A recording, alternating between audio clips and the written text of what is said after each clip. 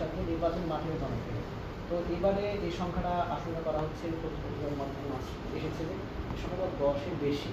তো এই যে বেশি সংখ্যক প্রার্থী হচ্ছে এবং এবার নির্বাচন করবে, নির্বাচন দিতে যাবে, সেক্ষেত্রে যদি কেউ পায় সেক্ষেত্রে শুধু মানে এমপি হতে পারছে না। এই যে একটা দলের মধ্যে একটা বিশৃঙ্খলা হওয়ার যে সম্ভাবনা আপনি দেখছেন কিনা, আসলে আছে কিনা? কারণ আমি আপনাকে খুব পরিষ্কার করে বলি যে আওয়ামী লীগ যখন রাষ্ট্রপতি ছিল ওদের ব্যবস্থা আওয়ামী লীগ সিনিয়র নেতারা করবে। যেদিন আওয়ামী লীগ ক্ষমতা হস্তান্তর করবে সেদিন 5 লাখের উপর মানুষ মারা যাবে, রাস্তার একটা লাশ করবে, রক্ত বন্যা করবে। একদিন মারা গেছে। কারণ হলো আমিও জেলা বিএনপির আহ্বায়ক জেলা।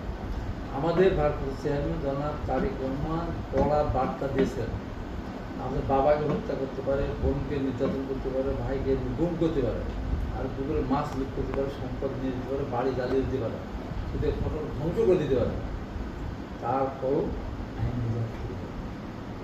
এটা পৃথিবীর ইতিহাসের ভিতরে এত বড় ঘটনা, পৃথিবীতে এত নির্যাতন ভোগ করার পর এইভাবে যে বিএনপির লক্ষ লক্ষ কোটি কোটি নেতাকর্মী তাদের ধৈর্য ধরলেন, কারোর দিকে চোখ করে তাকালেন না, কারোর আগুন দিলেন না, কার কারণে যেন তারেক রহমানের কঠিন বার্তা।